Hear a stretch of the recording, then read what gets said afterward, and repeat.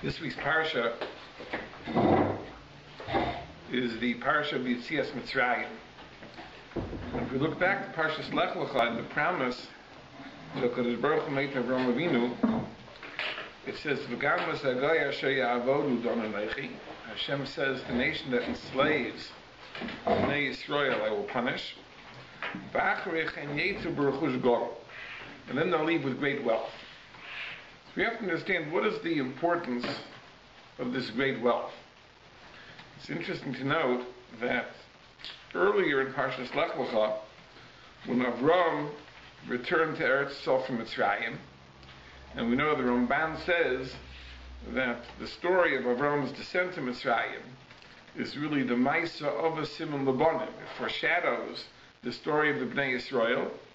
It says that Avram also came with great wealth. It says, "V'Avram kaved ma'od." Avram was very heavy. V'amikna, with livestock, v'kesef v'zav, with silver and gold. And I believe we've said in the past the very interesting insight of Rabbanim Peshischa, which is quoted in many Sifrei Chasidus, that what is the meaning of this phrase, Avram kaved, he was heavy. So the Rabbanim explained he was weighed down by his wealth. It was a burden on him. He would have preferred to be lighter, not to have that weight of possessions resting on his shoulders. Chazal say, "Mar b'nechasim, mar b'daiga." The more possessions you have, the more worries you have. So, what is the idea that HaKadosh Baruch Hu is maftiach? HaKadosh Baruch Hu promises that we'll leave Mitzrayim with great wealth. If wealth for tzaddikim is really a burden. And the answer is very simple. Avram was a private individual. So as a private individual, he could survive with less. Over here, in the promise that the HaKadosh Baruch Hu made to Avraham Avinu about the nation, a nation needs wealth. When we talk about freedom, there are two aspects of freedom. One aspect is that we are free from external constraints. No one is stopping us from doing what we would like to do. But there's another aspect of freedom, which is having the means, the wherewithal to realize our goals, to realize our ambitions. And we have to face facts that an enterprise, a major enterprise, nation building, requires resources. That's l'chayra, the promise that the Kodesh Baruch Hu made to Avraham Avinu. That Acharei Kain, Klal Yisrael will leave Mitzrayim. They will have the wherewithal to be able to establish the infrastructure of a nation. And that's the Ruchush Gadol. It may not be that every individual was wealthy.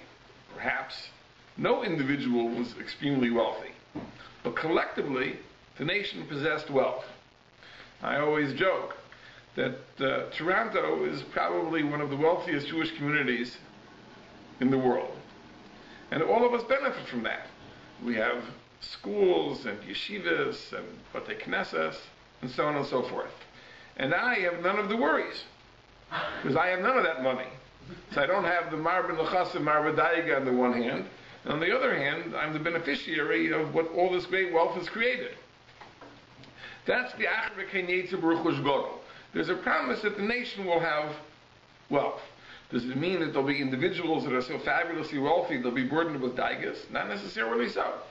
But even if everyone has a moderate amount of wealth, collectively there is rechush gadol for the nation. But that's why it's important. It's not so important for Avram as an individual. So the Rebbe Rabunim's insight is true. The Avram kaved, for him it weighed him down. But as a nation, the rechush gadol is extremely, extremely important. We pointed out in the past a very interesting thing, that there are many observances that we practice on Pesach night, the Leil HaSeder. The Haseba, we recline when we eat, and we dip the foods, which once upon a time was considered a very luxurious manner of eating. And the Lashon of the Paiskim, whenever they discuss these observances, they refer to them as Darchei. This is in the manner of freedom. And we pointed out that in reality, this is not the manner of freedom, it's the manner of luxury.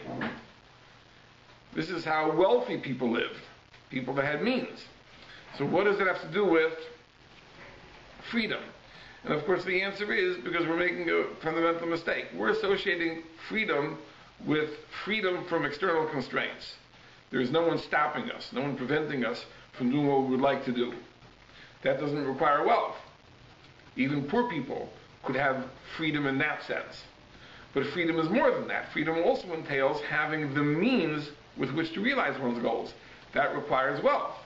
And therefore the association of wealth and luxury to cherus is a very, very understandable one.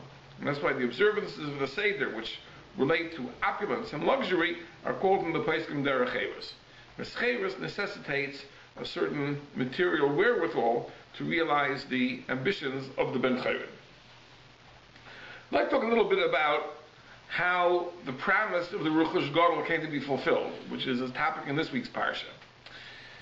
The Pasuk says that when Moshe Rabbeinu was standing before Paro, after the Makkah of Chayshech, and initially Paro was going to relent and let the Jews go.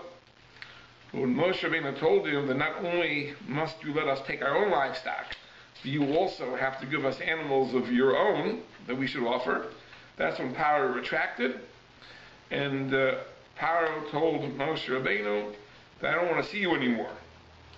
On the day that you see my face, you shall die. And Moshe says, Kain dibarta, la'osif od ra'is panach, I will never see you again. Now the problem is that at that point Moshe had not yet warned Paro about the Makas B'chayros. In fact, Moshe had not informed himself about the Makas B'chayros. So HaKadosh Baruch Hu appeared to Moshe Rabbeinu in Paro's palace. As Moshe was standing before Paro, HaKadosh Baruch Hu spoke to him and told him, Oid nega echad avi al Paro. I'm going to bring one more Makkah on Paro. That's a reference to the Makas B'chayros. And afterward he's going to send you out. And at that moment, while Moshe Rabbeinu was standing before Paro, he adds another instruction to Moshe Rabbeinu. Daber na ba'oznei ha'am, speak into the ears of the people. V'yishtalu ish me'es re'eu v'isha me'es ru'usa. Let each man borrow or ask from his friend, every woman from her friend, klei chesef u'klei zov, vessels of silver and vessels of gold. And it says that Hashem facilitated this. Vayitin Hashem eschein ha'am be'enei Mitzrayim. HaKadosh Baruch Hu gave chen, that the Egyptians should look at the Jews with a sense of love and affection, that they should comply with this request. So this is how it was brought about. The way the Jews were going to live with the Ruchush Gadol is that they're going to take this money, they're going to borrow these kalim, and take them with them when they left.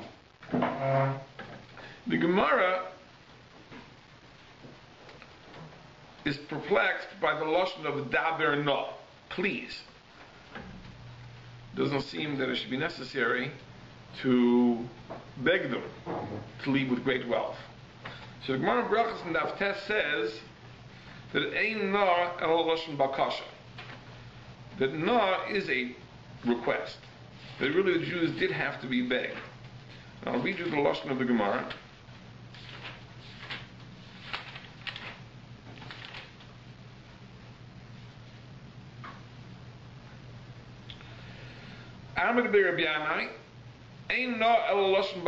The word na, please, is a request. HaKadosh Baruch Hu said to Moshe, please,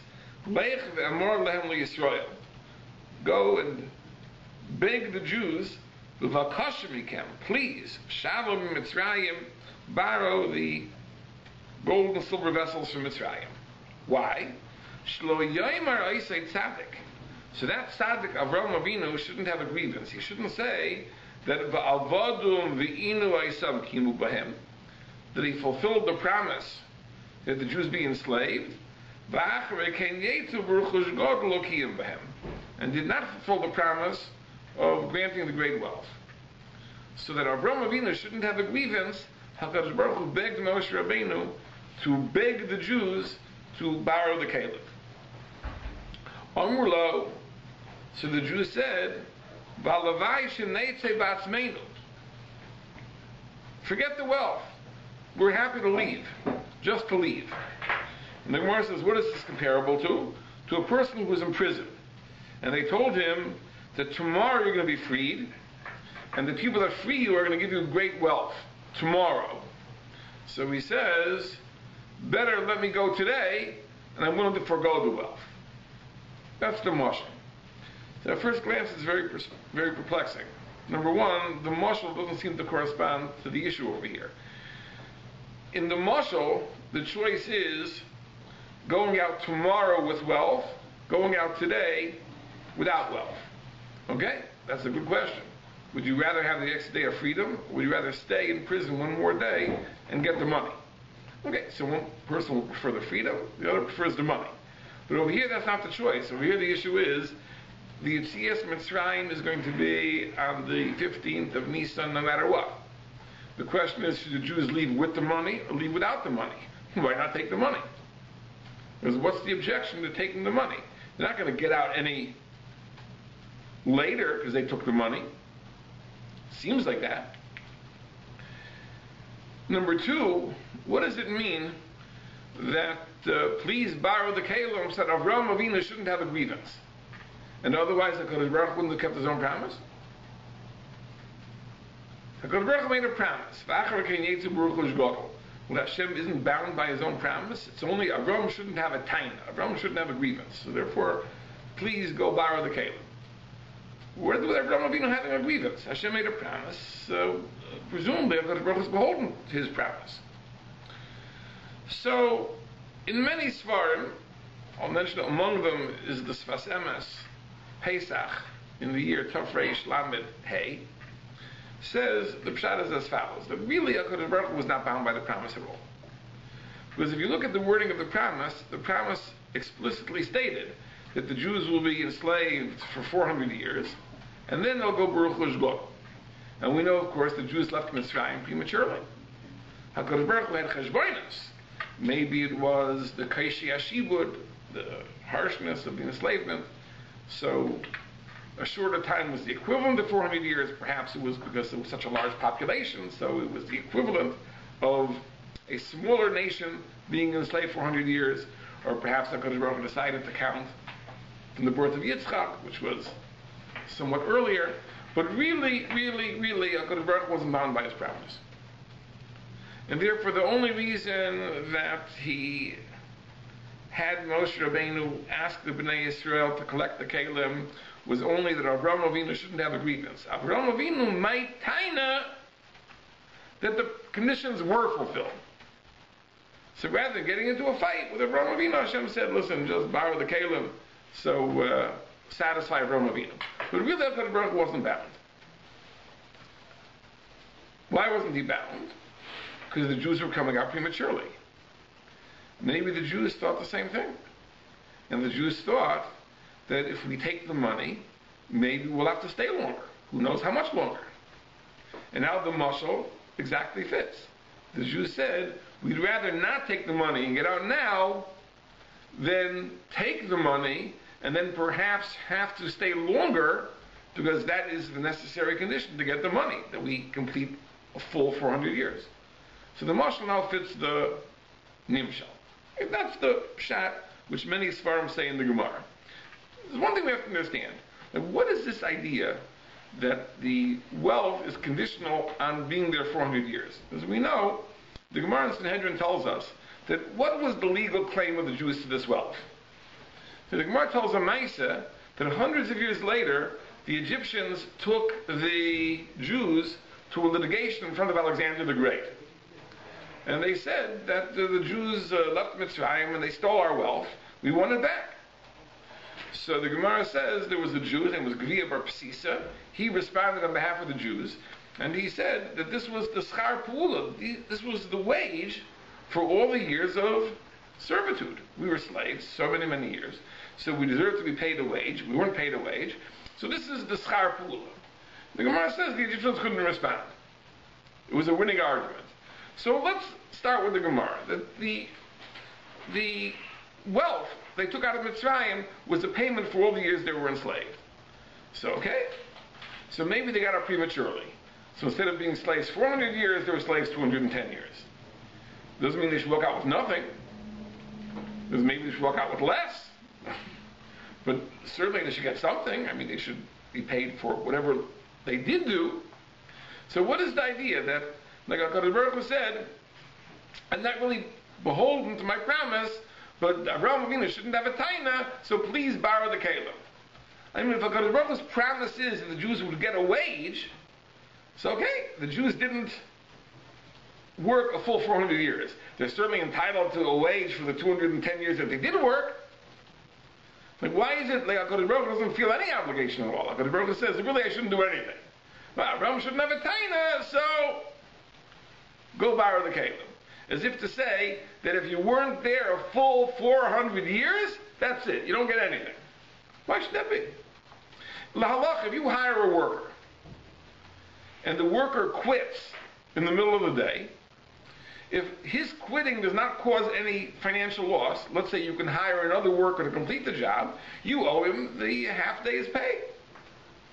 The deal was he work a whole day. Okay, he quit. But he did work half a day. You owe him the wage. So here too, what's the HaKadosh Baruch Hu saying? You weren't there the full 400 years, really I don't owe you anything. I mean, if the Ruchush Gadol, if the spoils of Mitzrayim essentially are the schar pula, the wages for the Jewish labor, so okay, they weren't there the full time, but they were there half time, so they deserve half the money. Why does the HaKadosh Baruch Hu say, no, you weren't there for 100 years, I really don't deserve anything? It's just, Avraham Avinu shouldn't have a taina, so please borrow the kelim. It should be prorated, at least whatever they worked, for that they should be paid. It must be there's another issue over here. That in addition to the fact that the Jews have to earn the wage, there's some other factor, that if the Jews weren't there 400 years, they should not get this money. We have to explore what that other factor may be. Why should it be that it's all or nothing? If you're there 400 years, you get it. You're not there 400 years, you don't get it. Let's put that question on the back burner for a moment, and let's turn to some very interesting observations about the psukim in our parsha regarding the Ruchush Gadol. The truth is, it's discussed in two places in our parsha, but it's also mentioned back in Parsha Shemot. When Moshe Rabbeinu was at the Sneh, this is the end of Perek Gimel, HaKadosh Baruch Hu tells Moshe Rabbeinu something very interesting. He says, V'sholachti es yodi, I will send forth my hand, v'kesi es Mitzrayim b'chol niflo isoi, and I will smite Mitzrayim with all my wonders, v'achar v'ken yishalach eschem, and after that Paro will send you out. V'nosati eschem ha'om hazeh b'eini Mitzrayim, I will put the favor, the grace of this nation in the eyes of Egypt, v'hoye, and it shall be, ki selechun, when they go free, lo seilchu reikam, they will not go free empty-handed. Rather, v'sho'alo isha mishchenta, every woman will borrow from her neighbor, umigaras beisa, from her tenant, klei chesef u'klei zav u'smolis, silver vessels, gold vessels, clothing, v'samtem al b'neichem al b'nosechem, and you will place them on your sons and daughters, v'nitzaltem es Mitzrayim, you will empty out Mitzrayim. Just before I go on, I just have to tell you something very, very cute, which is quoted in the name of the Chassam Sofer. But the Chassam Sofer just asks that why does it say that the women will borrow the clothing and put the clothing on their children?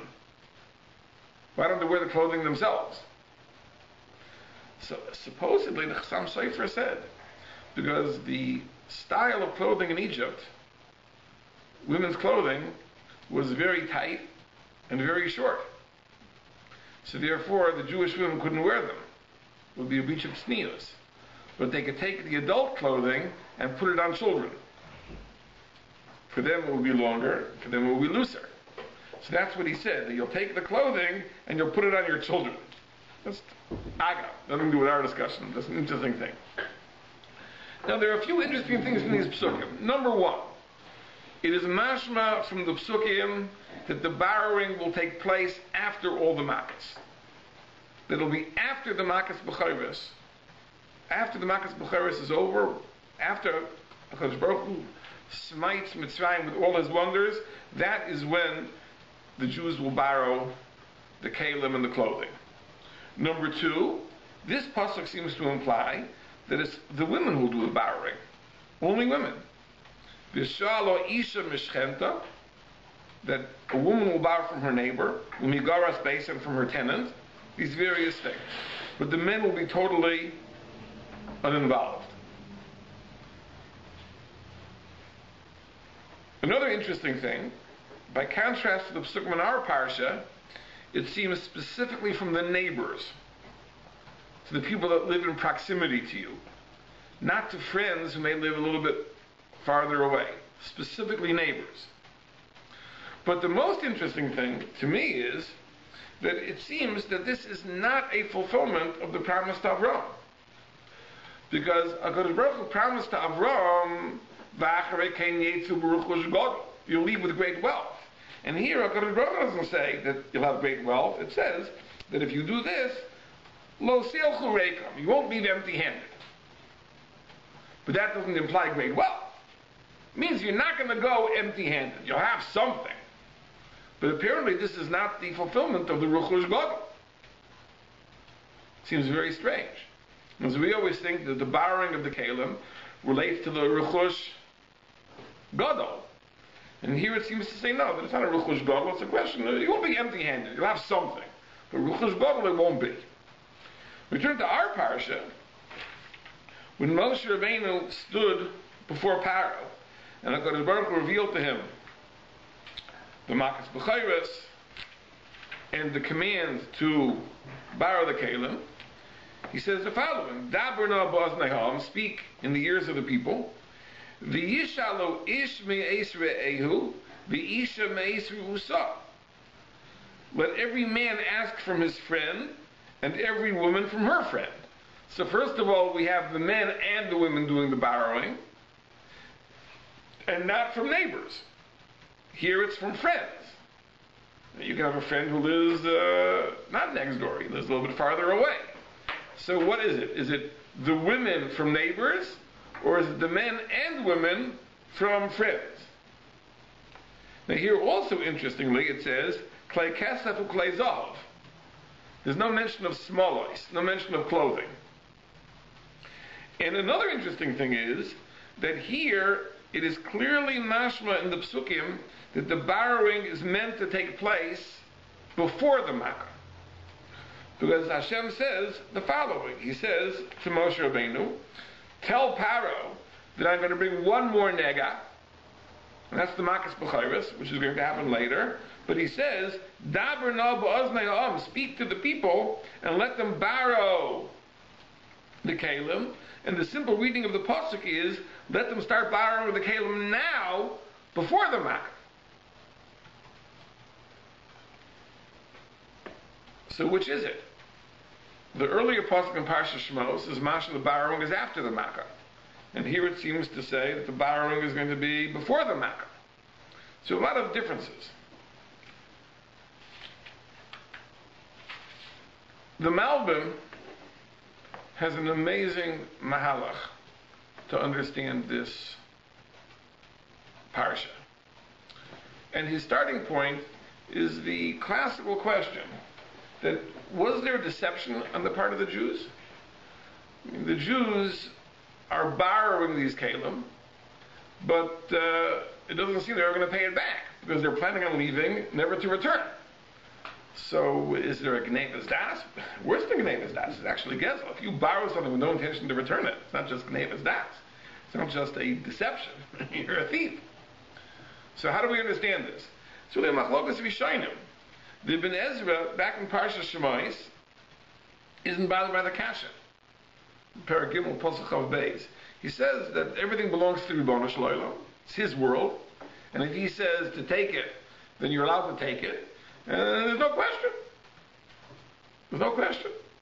You can't question, is it honest? Is it just?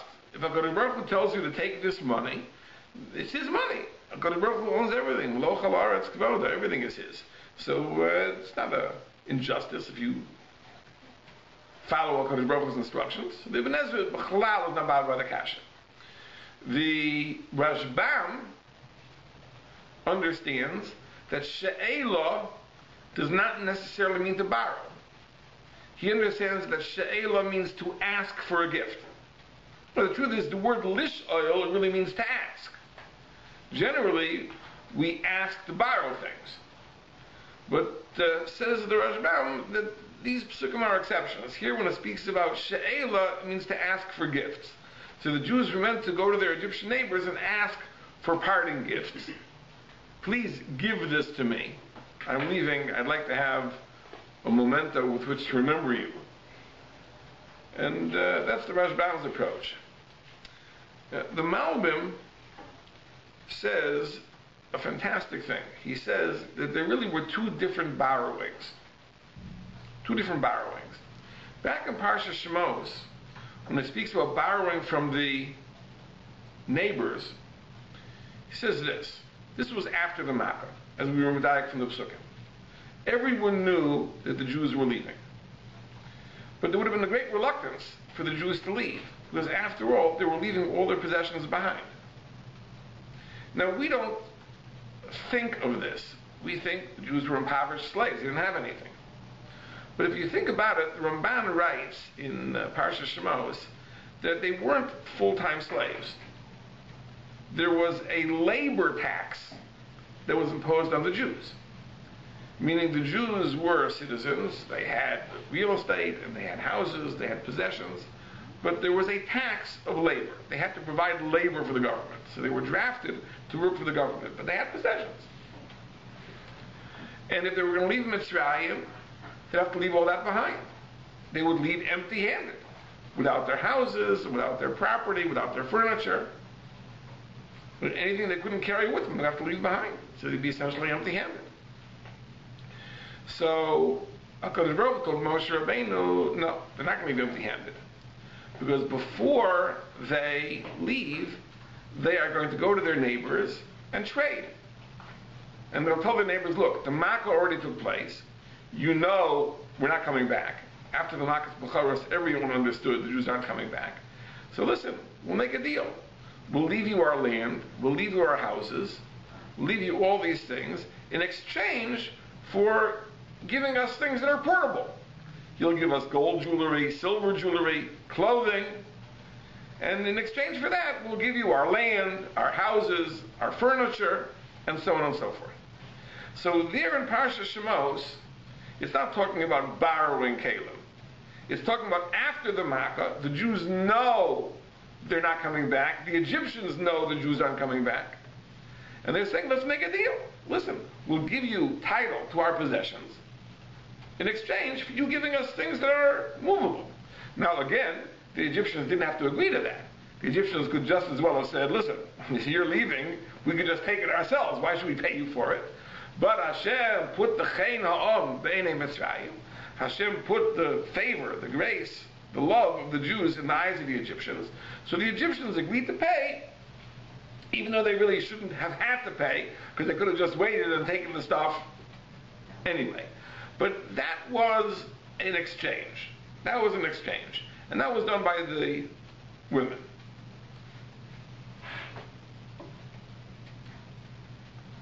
This was not because of the promise to Avraham Avinu. This the Malbim doesn't explain. I'm taking it a step further. This was not because of the promise to Avraham Avinu. This is not because of the need for a ruchush gadol. This is just to take away the reluctance of the Jews to leave. Right? The Jews should not be reluctant to leave. So what did HaKadosh Baruch Hu do? HaKadosh Baruch Hu said, you can sell your assets and you'll get something in exchange for them. So don't be reluctant to leave.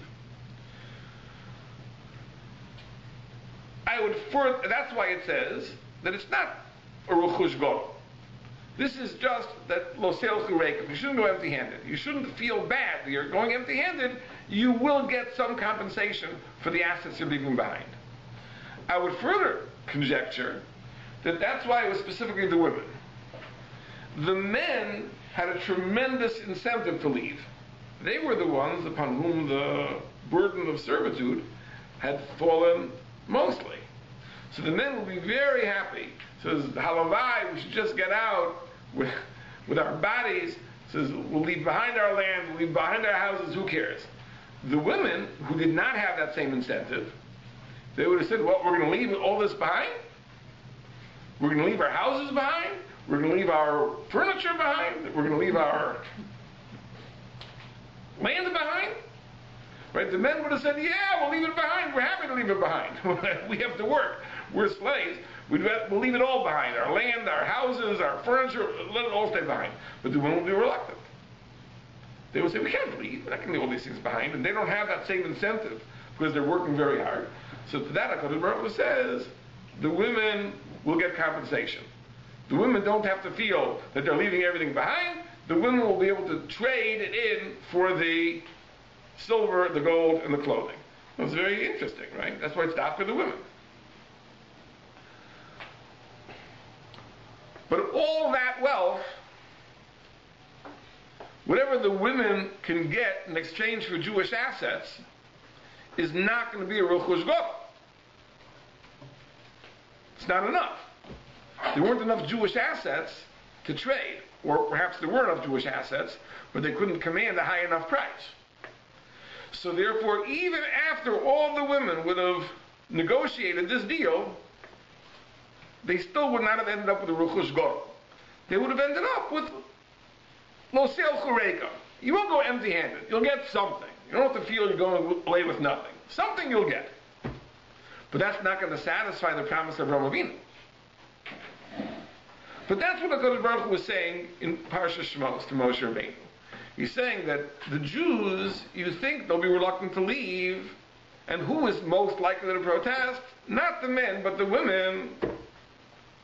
So don't worry about that. So the women won't protest. The women won't go empty-handed. They'll be able to negotiate, and they'll get a price for the assets they're leaving behind. The houses, the land, the furniture, and they'll get something. It's not a Ruchush Gadol. They're not going to get that much. But it'll be enough that Lo Seil Chureka. Now there's another problem. Another problem is, but what about the promise of Avraham Avinu that has to be fulfilled? So HaKadosh Baruch Hu says, here there has to be a different borrowing. Right? But this borrowing, or this taking of Kalim, can't be after the Makkah. After the Makkah, then everyone knows you're leaving. So once everyone knows you're leaving, the only thing you can do is barter. You can trade what you're leaving behind for what the Egyptians will give you. But any more than that, you can't negotiate after the Makkah. This has to be before the Makkah. Before the Makkah, you can go and borrow, ostensibly to give it back in 3 days, and then leave with it. We'll explain this in a moment. And therefore, that's the difference between the two parshias. In PARSHA SHMOS, it's speaking after the Makkah. There it's a sale. The women are selling the assets which they are reluctant to leave behind. And they're getting a certain amount of money, which is not a Ruchush Gadol, but it's Lo Seil Chureka. You won't go empty-handed. But to leave with a Ruchush Gadol, there you have to do something before the Makkah. So what do? You borrow. Now the question is, what is the justice of borrowing? How can you borrow if you know you're not going to give it back? It's true. It's before the Makkah. The Egyptians at this point don't think the Jews are leaving forever. But the Jews certainly know they are. So why isn't there a question of Gnevas, Das, and Gezela? So the Malbim here says an amazing, amazing pshat. Listen to what he explains. If we look at the Psukim, which discuss Paro's finally agreeing to release the Jews, after the Makkah's Bechoros, you see an amazing thing. Paro only released the Jews to go for 3 days. He says, Vayikra l'Moshe u'l'Aaron Laila. He called Moshe and Aaron at night. Vayomer, and he says, Kumu tz'u mitoch ami, go leave. U'lechu ivdu es Hashem kedaberchem. And serve Hashem as you spoke. Now we know all along, Moshe Rabbeinu was negotiating for a 3-day trip. And that's what Paro agrees to, and that's what Rashi says. Kedabercha means as you say, not as I say. I said who should go? Only the adults, not the children and women, and leave the animals. I'm willing to concede. Just as you wanted. You can go for 3 days, men, women, children, all the animals, you can go. And he says, Uveirachtem gamosi. And you should pray for me too while you're at it. So Paro gives them 3 days. But it says, Vatechzak Mitzrayim al ha'am, that the Egyptians overpowered the Jews, Lemaher l'shalcha min ha'aretz, to rush them out of the land. Ki omru kulanu meisim, because they said we're all dying. So the Egyptian people said, we don't care what Paro says. You give me your 3 days off. Leave and never come back. We don't want you back here because we're all dying. And just as an aside, Rashi says, what does it mean kulanu meisim? It says from the Mechilta that the Egyptians thought that the Makas B'chayris was much worse than it really was. Because Chazal say an amazing thing. Chazal say that every firstborn died. What if there was a single Egyptian woman who had children by 5 men, and all 5 have to be B'chayrim? Now she has 5 children, so only the oldest is her B'chor, but all 5 are B'chayrim of their father, so all 5 would die. So when the Egyptians saw this, they said, this isn't what Moshe said. Moshe said the B'chayrim will die. All my children are dying. Of course, the woman didn't realize that all of her children were B'chayrim because the 5 fathers were B'chayrim. So the Egyptians thought that this is worse than Moshe Rabbeinu said. Kulanu meisim, not just the B'chayrim, we're all dying. So Rashi explains. So get out and don't come back. So it's an amazing thing. Paro let the Jews out for 3 days, but the Egyptians said, go, we don't want you back here. The truth is that this was foretold by HaKadosh Baruch Hu to Moshe Rabbeinu. When HaKadosh Baruch Hu spoke to Moshe Rabbeinu, when Moshe was standing before Paro, this is what the verse says, and it's very, very meduyak in the pasuk. He said,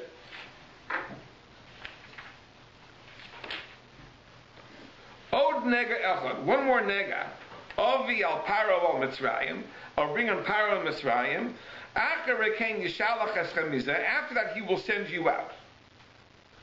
Kishalcho, when he sends you out, Kala, entirely, Garesh Yigaresh Eschem Mizeh.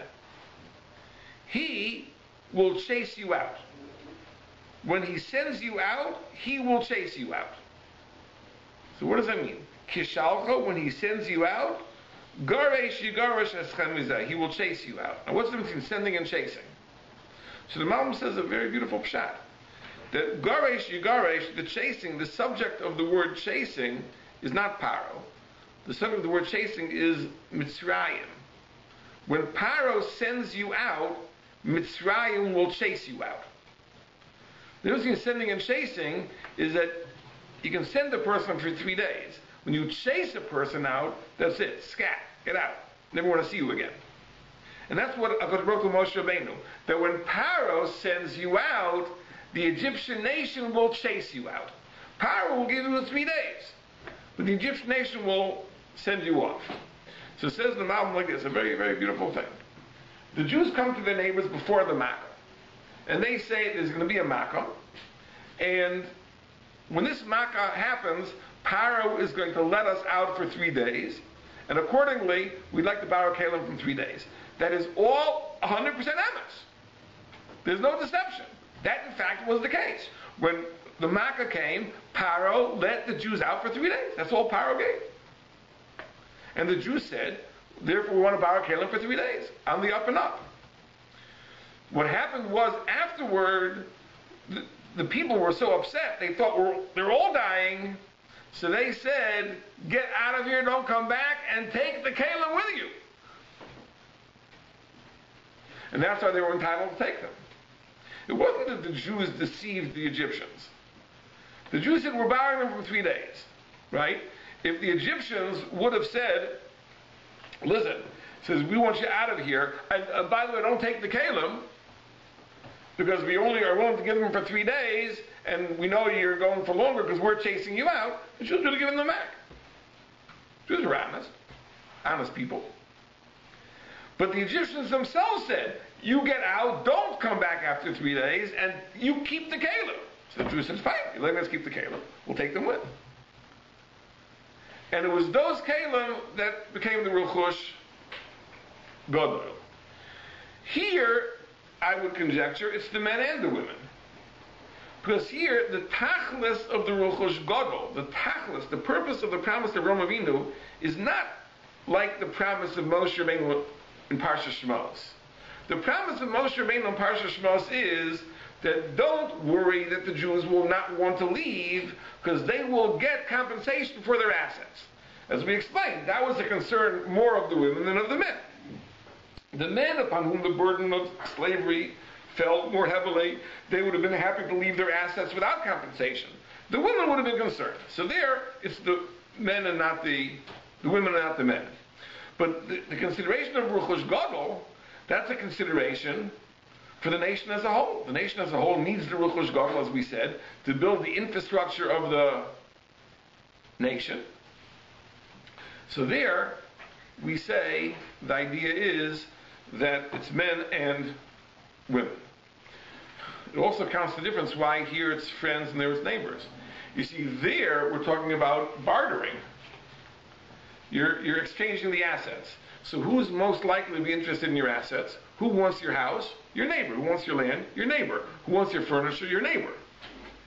So there, if you're talking about selling your assets for compensation, you deal with your neighbor. If you're talking about borrowing something, you can borrow from a distant friend too. So therefore, in the earlier parsha, it's dafka the women borrowing from neighbors, right? Here, it's men and women borrowing even from friends. There, the consideration is simply lo seil chureka, not to go empty-handed. There, Moshe Rabbeinu's promise is just the simple consideration that the women should not be reluctant to leave because they're leaving their assets behind. In our parsha, it's the consideration of having the wherewithal to build the infrastructure of the new nation, and therefore there, it's just the women. Here, it's the men and the women. Because what the women can raise will be lo seil chureka, but it won't be a Ruchush Gadol, which is necessary for the future of the nation. That requires the men as well to amass this great wealth.